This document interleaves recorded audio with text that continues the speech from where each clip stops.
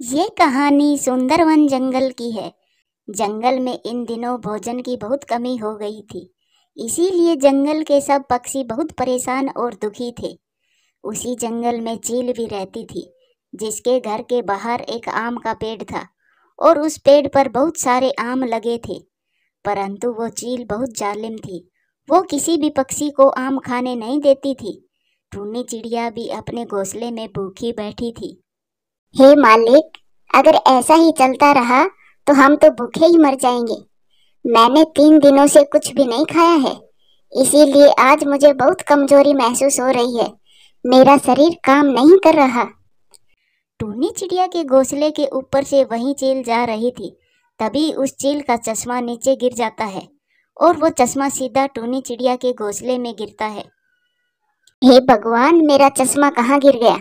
अब बिना चश्मे के तो मुझे कुछ भी नजर नहीं आएगा।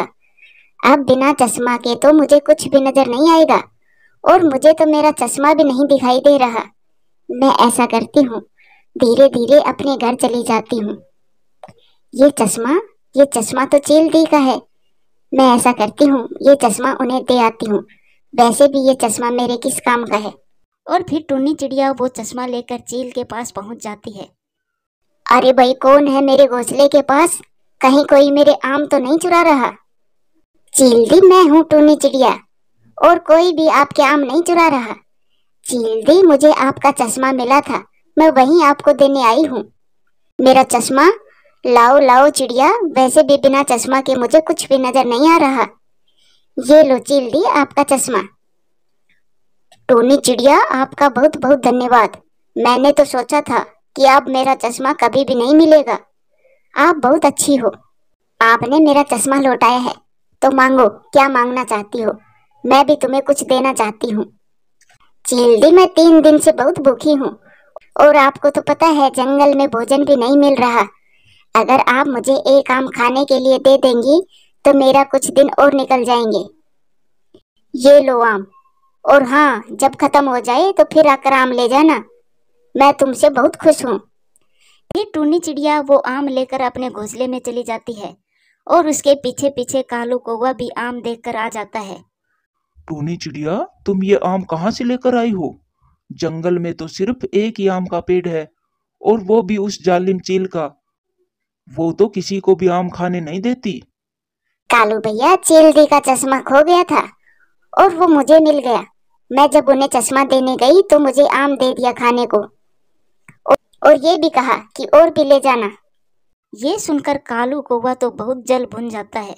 टूनी चिड़िया, हम सब पक्षी भूखे मर रहे हैं और तुम खा रही हो मजे से आम। ये कहकर कालू कौवा गुस्से में वहां से चला जाता है और घर जाकर अपनी पत्नी गोरी को सारी बात बताता है। कालू जी, ये तो हमारे लिए अच्छा हो गया कि उस चील को बिना चश्मे के कुछ भी दिखाई नहीं देता। हम एक काम करते हैं, हम दोनों उस चील के घोंसले के पीछे जाकर छुप जाते हैं और जब वो चील कभी अपना चश्मा उतारेगी तब हम उसके आम चुराकर भाग जाएंगे। गोरी, मुझे तेरी बात यही अच्छी लगती है। मुझे पता था कि तुम जरूर कोई न कोई उपाय निकाल लोगी। फिर अगले दिन वो कौवा और कौवी ऐसा ही करते हैं। वो चील के घर के पास जाकर छुपकर बैठ जाते हैं। बहुत दिन हो गए मुझे मेरी बहन से मिले हुए, और अगर मैं उससे मिलने गई तो वो सब पक्षी मिलकर मेरे सारे आम खा जाएंगे। मैं ऐसा करती हूँ, मैं अपनी बहन को ही संदेश भेज देती हूँ कि वो किसी दिन आकर मुझसे मिल जाए। फिर वो चील अपना चश्मा उतार कर रख देती है। कालू जी, मौका अच्छा है, धीरे धीरे जाओ और कुछ आम तोड़ कर ले आओ। फिर कालू कौवा तुरंत उस चील के पास जाता है। अरे, इसे तो सच में कुछ दिखाई नहीं देता। फिर वो कालू कौवा 2 आम लेकर भाग जाता है और अपने घर जाकर मजे से खाते हैं। गोरी, हमारे खाने का इंतजाम हो गया है। अब से हम हर रोज वहीं जाकर आम खाएंगे और हमें आम चुराने में कोई मुश्किल भी नहीं होगी। और उधर टूनी चिड़िया का आम भी खत्म हो गया था। चील दी ने कहा था कि आम खत्म हो जाए तो एक आम और ले जाना। मैं ऐसा करती हूँ, चील दी से एक और आम लेकर आती हूँ। फिर वो टूनी चिड़िया चील के पास जाती है। चील दी, मुझे भूख लगी थी और मेरा आम भी खत्म हो गया, तो मैंने सोचा आपसे एक और आम ले आती हूँ। हाँ हाँ चिड़िया, तुम एक आम और ले जाओ। लेकिन मेरा एक काम करना। हाँ हाँ, बताइए बताइए चील दी, क्या काम है? चिड़िया, मुझे मेरी बहन की बहुत याद आ रही है। मुझे उससे मिलने का मन कर रहा है और मेरी बहन दूसरे जंगल में रहती है। तुम जाकर उसे संदेश दे आओ कि वो आकर मुझसे मिल ले और आम भी खा जाए। चील दी, मैं आपका संदेश दे आती हूँ। तुम बहुत अच्छी हो चिड़िया। ये लो, तुम आम ले जाओ, परंतु तुम कभी भी चोरी मत करना, क्योंकि जो भी पक्षी आम चोरी करता है उस पक्षी पर मुझे बहुत गुस्सा आता है। फिर वो चिड़िया आम लेकर वहां से चली जाती है और थोड़ी ही देर बाद वो चील की बहन के पास चली जाती है। उसे चील की बहन का घर का पता था। वो जल्दी ही वहां पहुंच जाती है। चील दी, मुझे आपकी बड़ी बहन ने भेजा है। वो आपसे मिलना चाहती है। वो आपको मिलने बुला रही है। चिड़िया, मेरा भी मन कर रहा है बड़ी से मिलने का। उसको कह देना मैं कल आऊंगी मिलने। और उधर गोरी और कालू तो आज भी छिपे बैठे थे।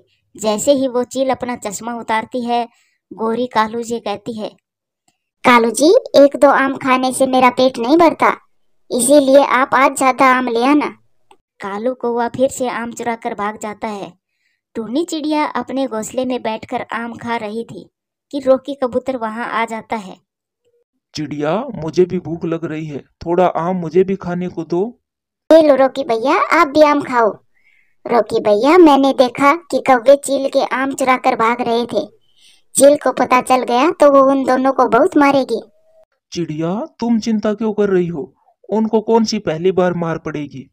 वो दोनों तो कई बार चोरी करने की वजह से मार खा चुके हैं।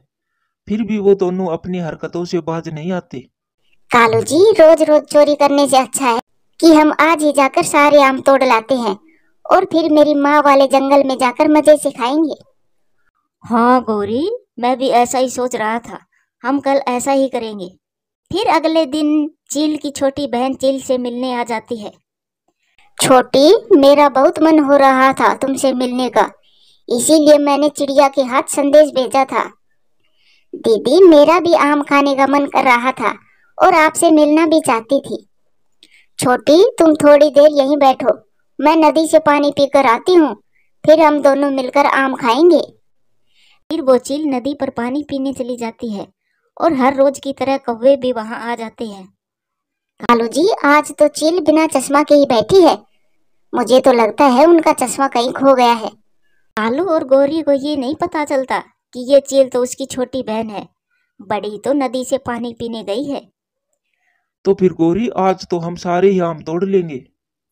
फिर वो दोनों उस चील के सामने आकर बैठ जाते हैं। छोटी चील तो खामोश बैठकर उन दोनों को देख रही थी। कौवा और कौवी आम तोड़कर नीचे फेंकने लगे। ऐसा करते देख वो चील उन दोनों को पकड़ लेती है। बेशरम कौवो, तुम दोनों को चोरी करते शर्म नहीं आती? चील दी, आपको बिना चश्मे के कैसे दिखाई दे रहा है? वो मेरी बड़ी बहन है चश्मे वाली, मैं उसकी छोटी बहन हूँ। तभी वो चील भी वहां आ जाती है और फिर वो दोनों बहन उन दोनों को एक पेड़ से बांध देती है। अच्छा, तो जब मैं चश्मा उतारती थी तब तुम दोनों मेरे आम चुराते थे। अब मैं तुम दोनों को ऐसा सबक सिखाऊंगी, तुम जिंदगी भर याद रखोगे। फिर वो दोनों चील मिलकर उनकी खूब पिटाई करती हैं। चील दी, छोड़ दो, आज के बाद हम कभी भी आपके आम नहीं चुराएंगे। फिर टूनी चिड़िया भी वहां आ जाती है और वो विनती करके उन कौवों को छुड़ाती है। चिड़िया, तुम कह रही हो तो मैं इनको छोड़ रही हूँ। अगर ये दोबारा इस तरफ दिखे तो मैं नहीं छोड़ूंगी। ले जाओ इनको यहाँ से, निकम्मों को। फिर ऐसे चिड़िया कौवों को चील से बचाती है और वो अपने घर चले जाते हैं। टूनी बहन, आपका बहुत बहुत धन्यवाद। अगर आज आप वहाँ नहीं आती तो हम जिंदा नहीं रहते। गोरी और कालू, तुम दोनों फिर भी नहीं सुधरते। हर बार अपनी जान जोखिम में डाल लेते हो। चिड़िया बहन, आज के बाद हम कभी भी चोरियां नहीं करेंगे। और फिर वो सब खुशी खुशी रहने लगते हैं। प्यारे दोस्तों, वीडियो अच्छी लगे तो लाइक करें, शेयर करें, कमेंट्स करें और हाँ, चैनल को सब्सक्राइब करें। आपका धन्यवाद। दूर किसी जंगल में टूनी चिड़िया अपने पति और 2 बच्चों के साथ रहा करती थी। वो बहुत ही गरीब थी।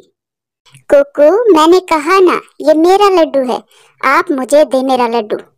नहीं चिंकी बहन, ये मेरा लड्डू है, आपने तो अपना लड्डू खा लिया था ना। वो दोनों भाई बहन एक लड्डू के लिए झगड़ा कर रहे थे। उनसे थोड़ी दूर जग्गू कौवा खड़ा था। वो उन दोनों को देख रहा था। गरीब है ना, इसीलिए लड्डू के लिए लड़ रहे हो तुम दोनों। अब मेरी तरह अमीर होते तो इन्हें इस तरह से बेसन के लड्डू के लिए लड़ना नहीं पड़ता।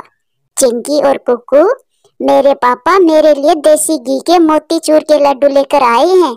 ये लड्डू तो खाने में बहुत स्वादिष्ट हैं। जग्गू, क्या एक लड्डू हमें भी दे सकते हो? हमें भी वो देसी घी का मोतीचूर का लड्डू खाना है। नहीं, मैं वो लड्डू तुम गरीबों को नहीं दूंगा। मेरी मम्मा कहती है कि ये सब अमीर पक्षियों के लिए ही होते हैं, तुम जैसे गरीबों के लिए नहीं। इतना कहकर जग्गू कौवा वहां से चला जाता है और चिंकी और कुक्कू रोते हुए अपने घर के अंदर चले जाते हैं।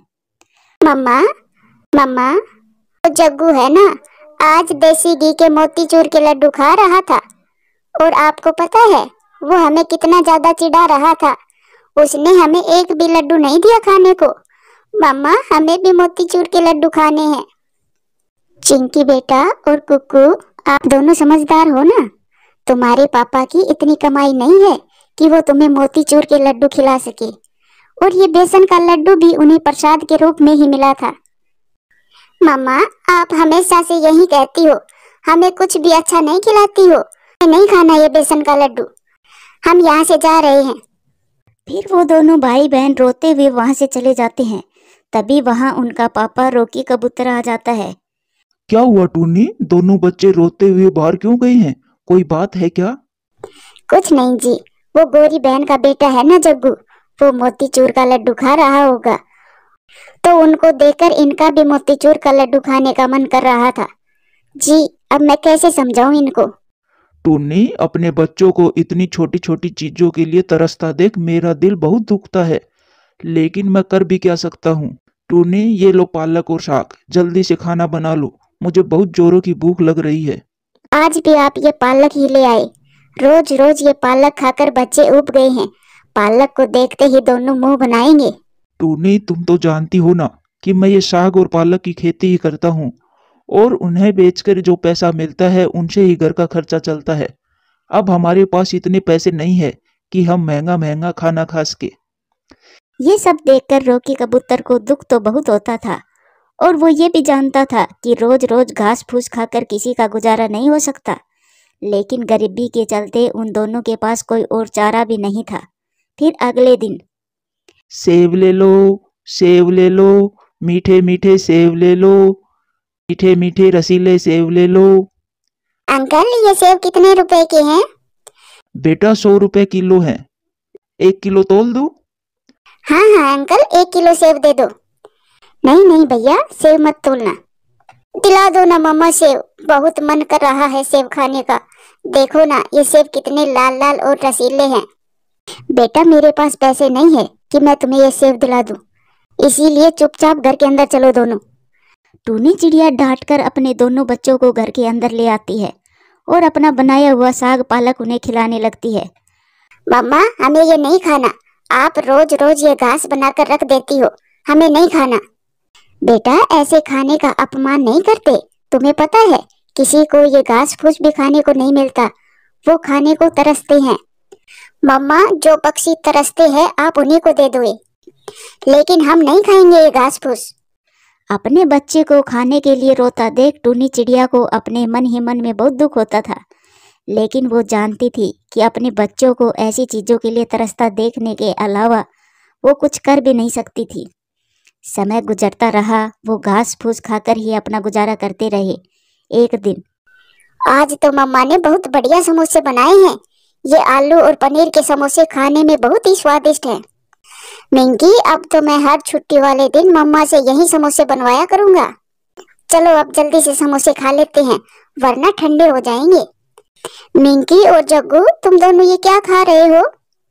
मेरी मम्मा ने हमारे लिए आलू और पनीर के समोसे बनाए हैं, और उनके साथ ये खट्टी मीठी चटनी भी। जग्गू, ये तो खाने में बहुत ज्यादा स्वादिष्ट होंगे ना? हाँ हाँ, ये खाने में बहुत ही टेस्टी है।